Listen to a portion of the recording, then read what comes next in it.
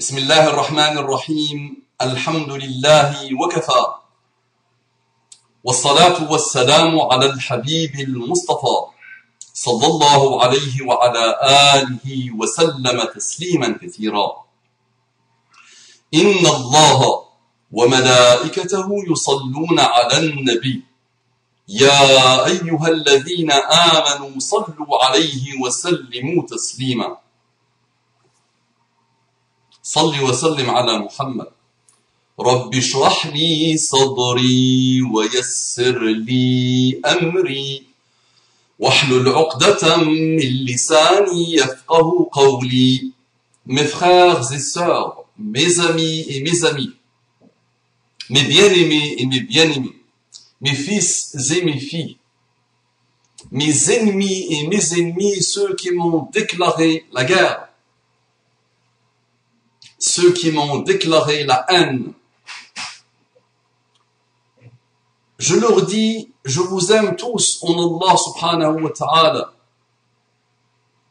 Et je rêve de partager avec vous un moment de respect, de paix, de fraternité islamique, d'affection islamique. Et qu'Allah subhanahu wa ta'ala nous réunissent dans le Firdaus al-A'la. Et je vous salue par la salutation de l'islam, unique au monde, unique dans l'histoire humaine. Assalamu alaykum wa rahmatullahi wa barakatuh. Que la paix d'Allah lui-même, sa miséricorde et ses bénédictions soient avec vous et soient sur vous. Mes frères et sœurs qui n'ont pas encore ouvert leur cœur, leurs âmes, leurs raisons, leurs cellules du corps à l'islam, ce que j'appelle affectueusement mes frères et sœurs en humanité, mes frères et sœurs en citoyenneté, mes frères et sœurs en universalité, dans tout ce qu'elle a de bon, dans tout ce qu'elle a de bien. Je leur dis, je vous aime, c'est vrai. J'ai beaucoup d'affection pour vous, c'est vrai. J'ai beaucoup appris avec vous, c'est vrai. J'ai beaucoup appris de vous, c'est vrai. Je me déploie corps et âme pour vous, c'est vrai. Et j'attends de vous un minimum de sincérité. J'attends de vous un minimum de volonté d'avancer et de faire avancer. Je m'explique. Lancez la recherche sincère en vous débarrassant de tout ce qu'on vous a inoculé comme endoctrinement, comme conditionnement. C'est la condition sine qua non pour que vous puissiez enfin vous réconcilier avec vous-même, vous réconcilier avec l'humanité et trouver votre Seigneur Allah et vous réconcilier avec lui. Qu'Allah vous accorde les délices infinis de la guidée islamique. On entre directement dans le vif du sujet, sachant que j'ai déjà fait le tour du sujet. Un frère me dit, une religion, c'est l'idée d'un homme de se servir d'un être imaginaire et invisible pour contrôler les personnes vulnérables, pour que ces personnes arrivent à être contentes de considérer leur vie comme sans valeur et la vie après la mort avec la plus grande des valeurs. Une religion, c'est une définition de la religion. C'est une définition de la religion. Donc, la religion, d'après ce frère, c'est l'idée d'un homme de se servir d'un être imaginaire et invisible pour contrôler les personnes vulnérables, pour que ces personnes arrivent à être contentes de considérer leur vie comme sans valeur et la vie après la mort avec la plus grande des valeurs. Donc, toute la terre est déiste. Toute la terre actuelle, tous les humains contemporains sont déistes. Quelle belle nouvelle! Tous les êtres humains, finalement, des temps modernes, athées et déistes, adorateurs de Dieu ou adorateurs d'eux-mêmes, correspondent plus ou moins à cette belle définition de la religion. Donc la religion, c'est un concept basé sur un être imaginaire, Dieu, pourquoi pas, finalement, qui fait en sorte que les humains trouvent leur vie minable. Regarde autour de toi. Les humains sont malheureux, trouvent leur vie minable, sont en fuite en avant. Et quel que soit l'athée, et quel que soit l'agnostique, quand il se rencontre avec lui-même, et quand il est honnête avec lui-même, et quand il est sincère avec lui-même, il se dit, peut-être, il y a une vie. Après cette minable vie que j'ai menée, quelles que soient mes réalisations, quel que soit mon bonheur, quelle que soit ma vie que j'ai menée, j'ai vu qu'elle est minable, j'ai vu qu'elle est mauvaise, j'ai vu qu'elle était pourrie, j'ai vu que je n'ai jamais réussi à rencontrer le bonheur. Tu sais très bien, dans notre pays, la France, il y a un beau chiffre. La France est le pays le plus grand consommateur, le premier consommateur d'antidépresseurs au monde, c'est la France.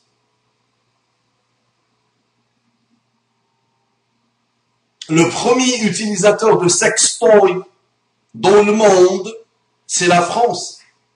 Fabricant, producteur et utilisateur de sextoy en France. Le bonheur et le sexe, n'est-ce pas? Et même dans le sexe, ils sont malheureux. Pourquoi tu utilises des antidépresseurs? C'est parce que tu n'es pas comblé, tu n'es pas heureux, tu n'as pas réussi à trouver le bonheur et tu vis dans une fuite en avant. Que tu sois très très brillant, très intellectuel, ou que tu sois quelqu'un de normalement normal, qui appartient à la populace, tu n'arrives pas à être content un instant. Tu n'arrives pas à être comblé par ta vie un instant. Donc tu es un religieux. Tu as parfaitement compris et intégré ta définition de la religion. D'accord? Parfait. Ça, c'était ton introduction. Et la vie après la mort, quelle que soit la personne, religieuse ou pas, n'est-ce pas? Elle se dit peut-être, maybe, perhaps, il y a une vie après la mort. Quel qu'il soit, prends le meilleur athée de la terre. Quand il est en phase avec lui-même, quand il est sur la même longueur avec l'étincelle de sincérité qu'il a en lui, il se dit peut-être, avec tout ce que j'ai raconté aux personnes vulnérables qui m'ont pris pour Dieu, avec tout ce que je leur raconte alors à longueur de journée, avec tout ce que je leur écris à longueur de journée, quand je me rencontre avec moi-même, je me dis que peut-être il y a une vie après cette minable vie que je mène depuis que je me rappelle de moi-même et depuis que je me rappelle de la vie. Très bien. Arriver à croire que la vie n'est qu'un test qui ne compte pas et que 70 ans de vie humaine permet à Dieu de nous punir dans d'atroces souffrances ou récompenser pour l'éternité. Donc là, il y a des imbéciles, il y a des sots, il y a des milliards de personnes qui continuent à penser qu'il y a un Dieu et que ce Dieu va récompenser ou va sanctionner. Malgré toute l'intelligence de cette belle définition, malgré la victoire presque absolue de l'esprit matérialiste athée, l'être humain, quel qu'il soit, continue à regarder le ciel, quelle que soit sa reconnaissance ou son refus de Dieu. Il continue, subhanallah, gloire à Dieu, à penser qu'il y a un Dieu qui va soit récompenser, soit sanctionner. Donc, quoi que tu fasses, mon frère, l'humanité est bizarroïde.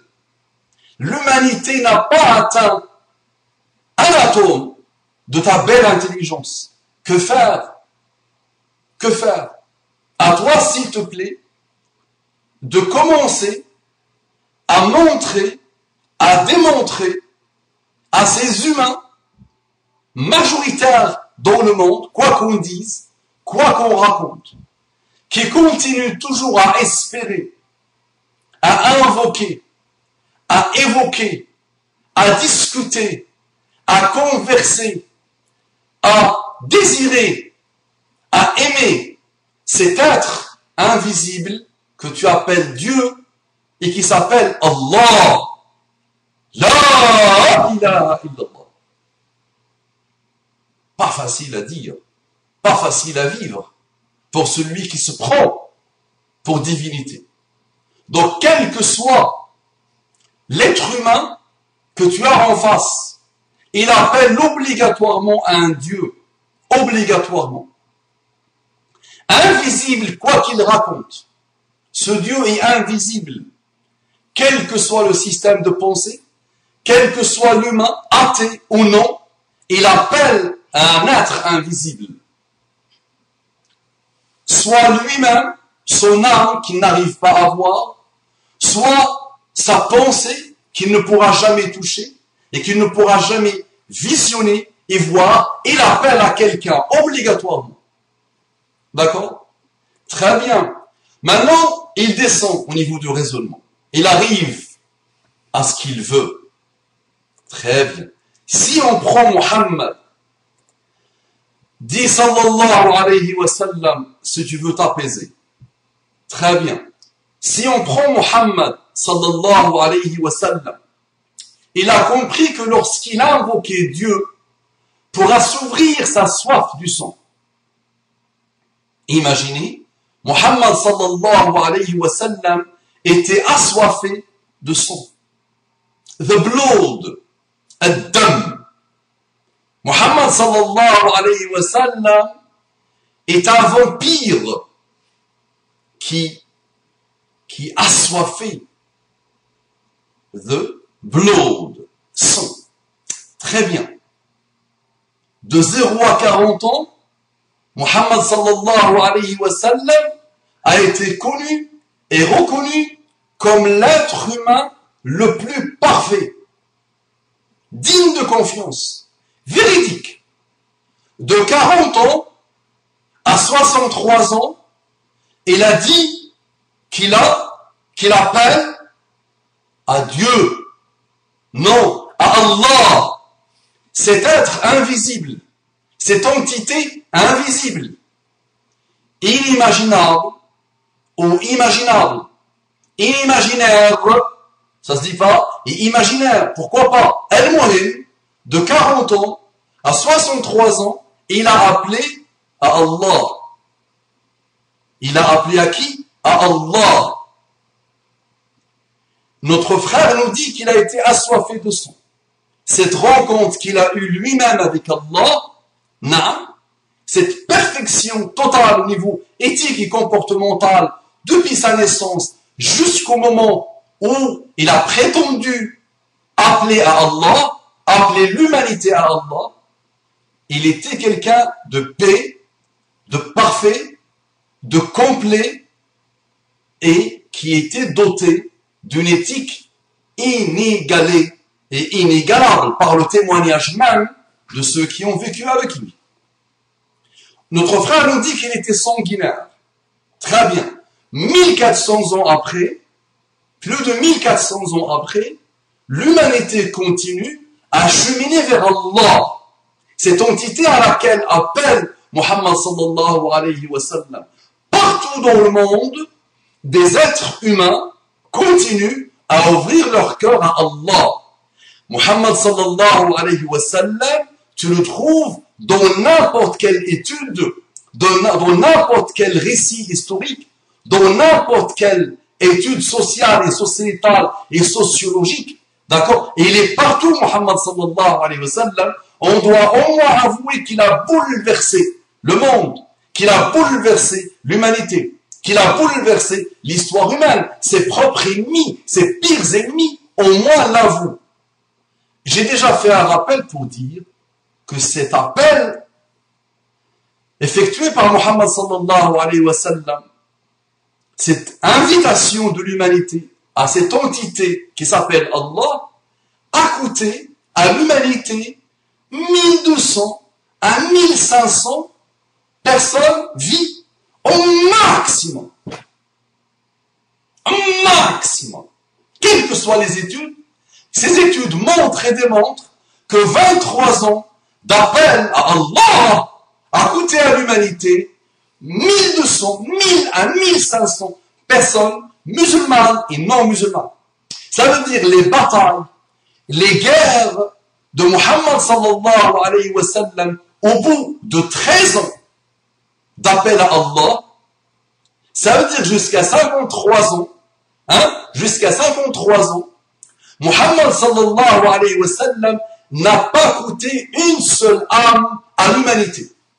Son appel à Allah, c'est être méchant, c'est être violent, c'est être atroce, c'est être extraordinairement sanguinaire et barbare, selon toi. Et il n'a coûté finalement, cet appel-là à lui, n'a coûté jusqu'à 53 ans de l'âge de Muhammad sallallahu alayhi wa sallam, n'a coûté aucune âme à l'humanité. Très bien. Ensuite, nous avons eu les 10 dernières années de la vie de Muhammad sallallahu alayhi wa sallam après son émigration à Médine. D'accord? Ces 10 dernières années de la vie de Muhammad sallallahu alayhi wa sallam jusqu'à ses 63 ans, année de sa mort, ils ont coûté 1000 à 1500 au maximum, selon les études, des plus brillants chercheurs, musulmans et non musulmans. Il y a unanimité que Muhammad sallallahu alayhi wa sallam, dans son appel unique dans l'histoire humaine, il a coûté 1200 à 1500. On va dire 1500. Divise 1500 par 10, ça te fait combien? 150 morts par an. Ensuite, divise ces 150 morts par 30, tu trouveras qu'il a coûté combien par jour? Pas grand-chose. Et attention, il n'a pas pris ses armes pour dire massacrer l'humanité. Non, dans ses batailles, dans les guerres, en général qu'il a menées, c'était les Qurayshites, les ennemis de l'islam quels qu'ils soient, les ennemis d'Allah quels qu'ils soient, qui ont comploté et qui se sont mobilisés, qui se sont déployés pour finir avec lui. Je t'ai cloué le bec ou pas? Maintenant, compare Muhammad sallallahu alayhi wa sallam et sa da'wa avant l'avènement de l'islam.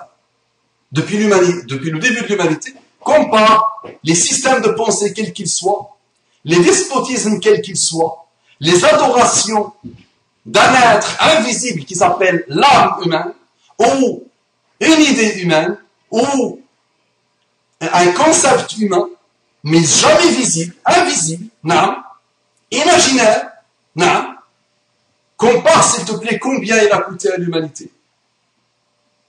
Et la meilleure humanité, c'est celle contemporaine, tu vois bien qu'elle continue avec toute sa pseudo-éthique, avec toute sa pseudo-paix, elle continue, subhanallah, à faire couler le sang. Elle est assoiffée de sang.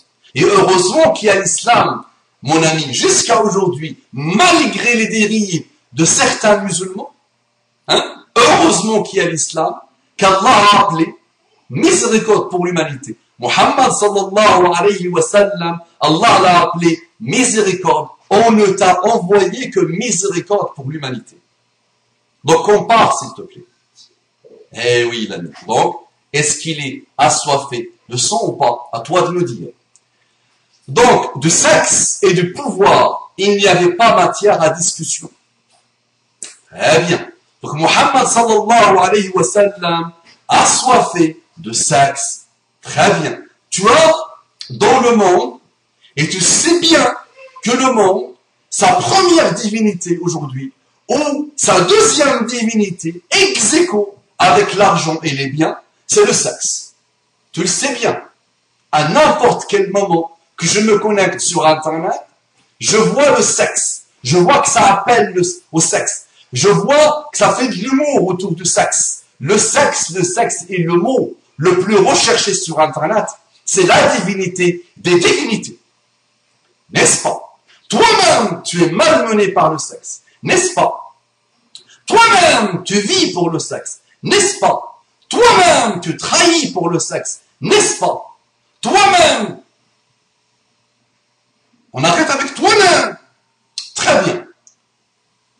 Maintenant, Muhammad sallallahu alayhi wa sallam, de 0 à 25 ans, il n'avait aucun lien avec le sexe. Alors que les gamins de ce temps athées, de cette époque athée, des gamins de 10, 11, 12 ans, ne parlent que de sexe, ne vivent que pour le sexe, ne se développent que par rapport au sexe, n'agissent que par rapport au sexe, ne réagissent que par rapport au sexe, ne dépriment que par rapport au sexe, ne tombent dans la phobie sociale que à cause et grâce au sexe, ne sont bipolaires que par rapport et à cause au sexe, du sexe.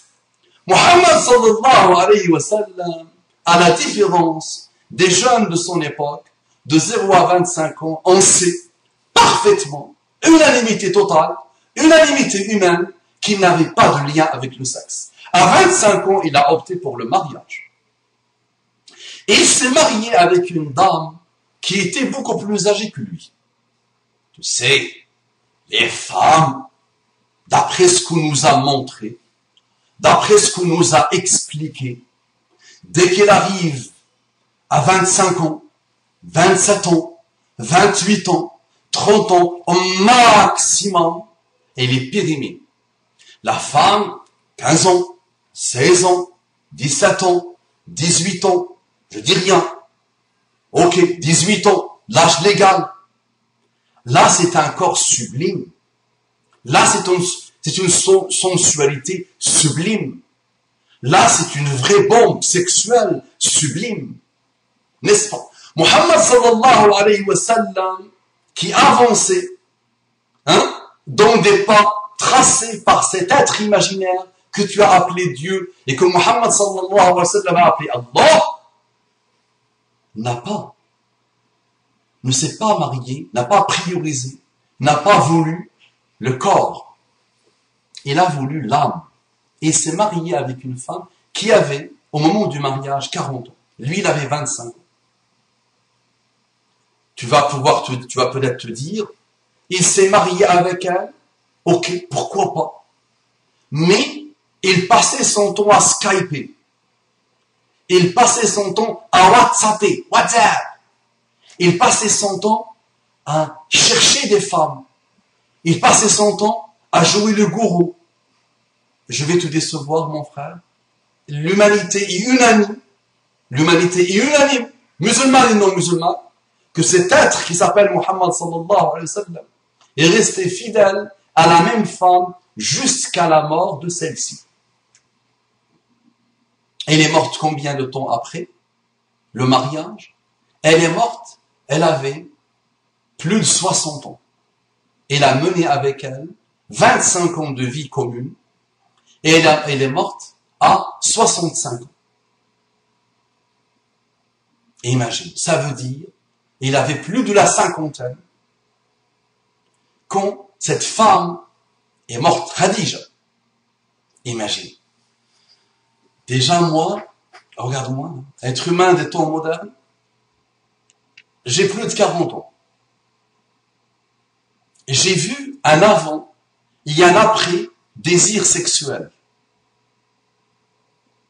Je peux te dire que quand j'avais 10 ans, j'étais très chaud sexuellement.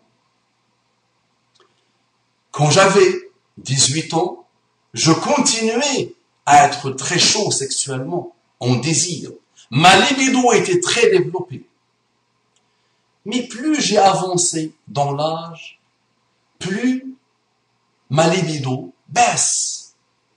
Plus le désir du corps de la femme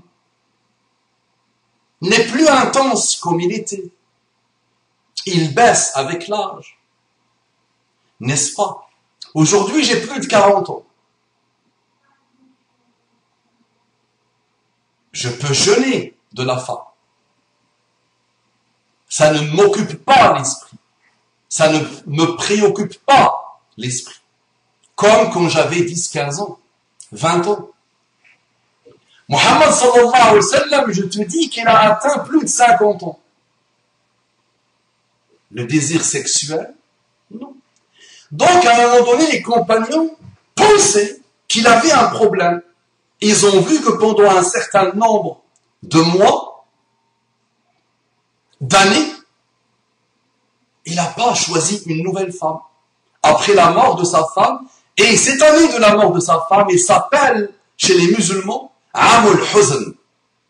À son époque, on l'a appelé Amul Huzn, l'année de chagrin, l'année de la tristesse, l'année de l'affliction.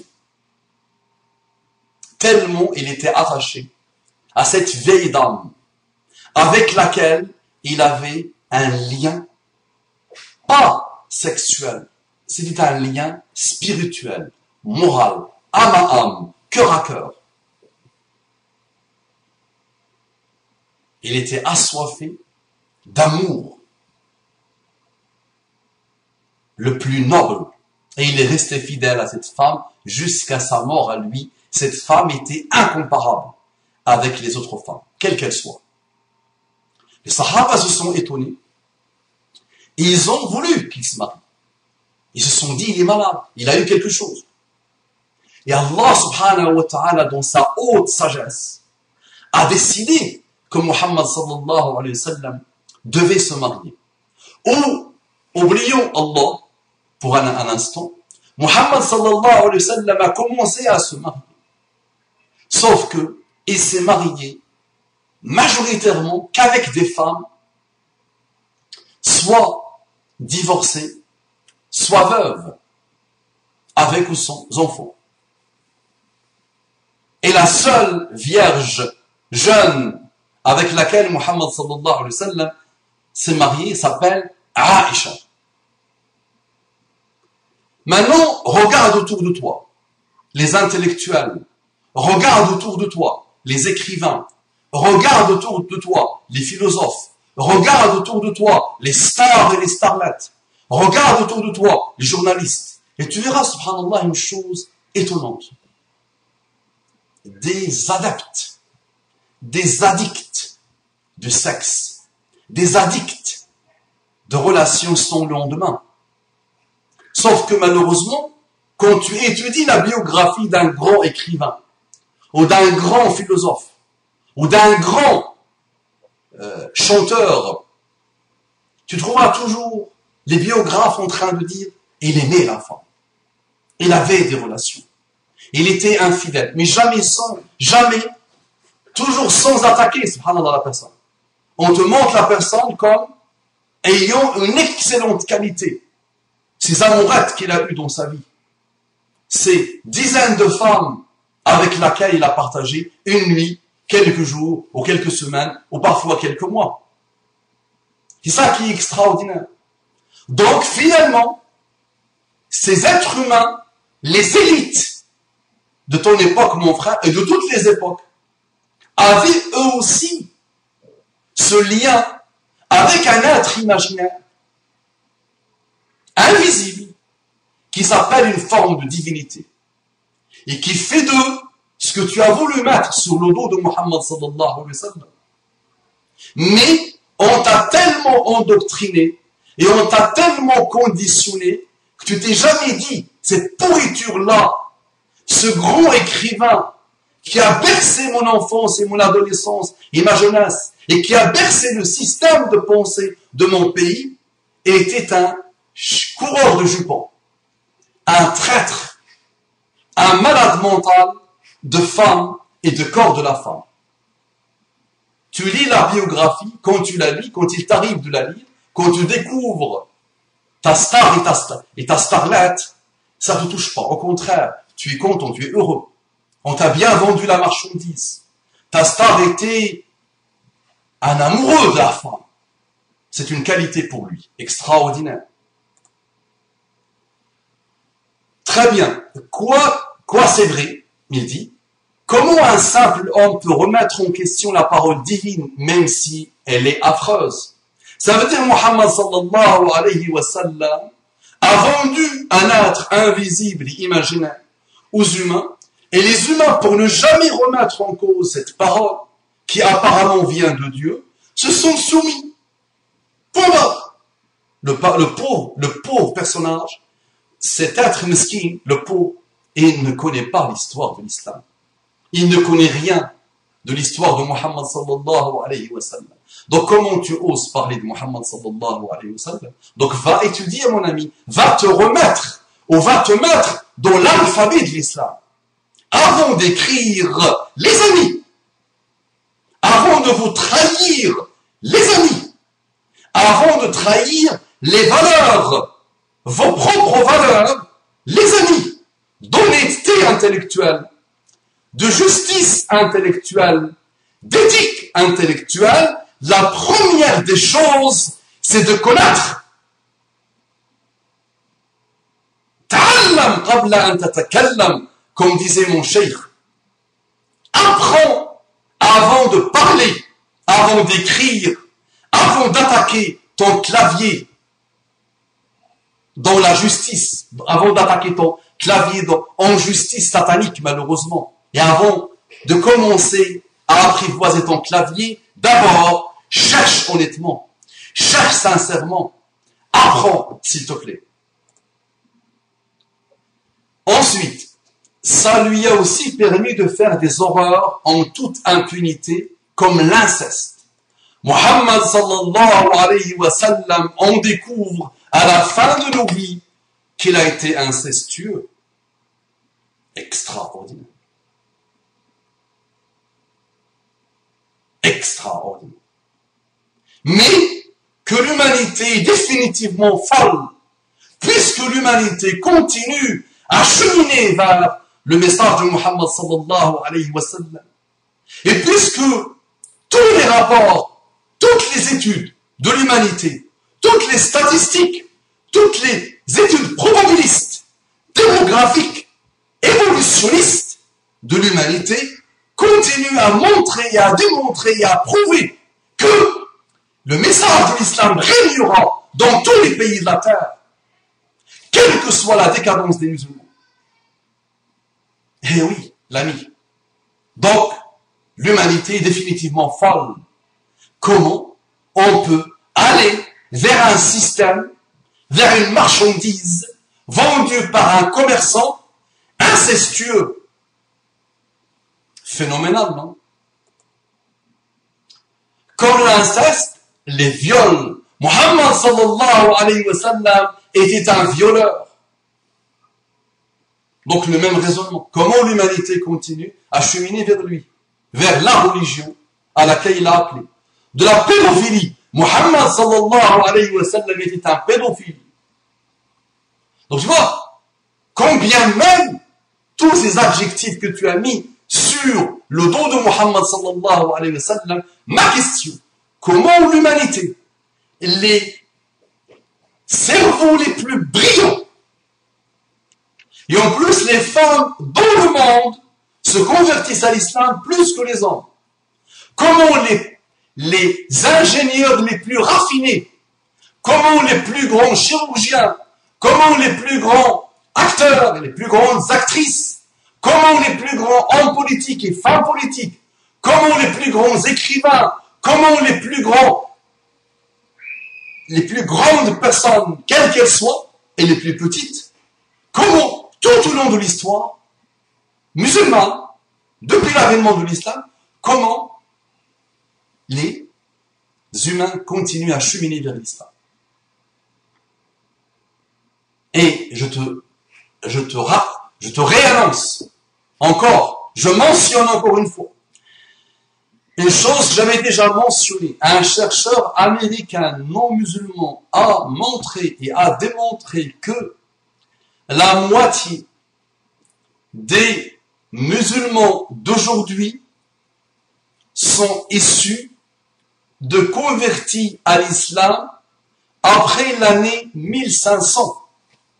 Je répète, la moitié des musulmans d'aujourd'hui, partout dans le monde, descend ou la moitié descend de musulmans finalement, de personnes, d'êtres humains qui se sont convertis à l'islam à partir de l'année 1500. Très importante cette année. C'est plus ou moins le début de la décadence des musulmans malgré les Ottomans, malgré l'avènement et la puissance et le point culminant qu'ont atteint les Ottomans. Donc les arabo-musulmans, leur décadence débute à partir vraiment de l'année 1492, l'année où les musulmans ont quitté l'Andalousie. Donc tu vois, malgré la décadence, finalement, malgré l'arriération des musulmans, il y a une force imaginaire peut-être, qui continue à veiller sur cette religion, qui va devoir régner, pas pour dominer, attention, elle règne sur les cœurs et sur les âmes par elle-même, elle a besoin de personne. Il suffit que la personne entame une recherche sincère. Très bien, pédophilie, polygamie, infériorisation de la femme, de l'esclavage, des vols, des butins de guerre et des meurtres. Tu me décris ta société extraordinairement ouverte, extraordinairement tolérante, extraordinairement indulgente. Tu me décris la société contemporaine. Et tu mets tous ces vices sur Muhammad sallallahu alayhi wa sallam. Extraordinaire, non? Très bien. En gros, il a inventé Allah pour se faire une armée de zombies qui combat pour lui.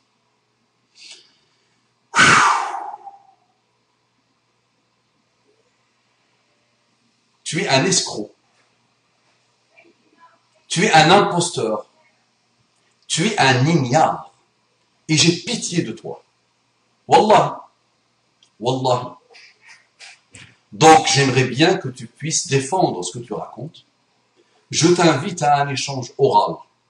Donc, je suis un zombie. D'après toi, je combats pour Muhammad sallallahu alayhi wa sallam. D'après toi, selon toi. J'aimerais bien que tu me sauves de ma zombiité. Ça se dit pas. De mon côté zombie. J'aimerais bien que tu me sauves. Sois toi un prophète qui appelle à des choses imaginaires. Sois un être humain qui pose un système qu'on peut imaginer, qu'on peut conceptualiser, qu'on peut palper, qu'on peut toucher. Yallah, bismillah, je t'invite. Et qui arrive à vivre juste un atome, même pas 0,0001% du modèle éthique de prophète de l'humanité. Muhammad sallallahu alayhi wa sallam. Bismillah. Lance ton système, il m'intéresse. Assalamu alaykum wa rahmatullahi wa barakatuh.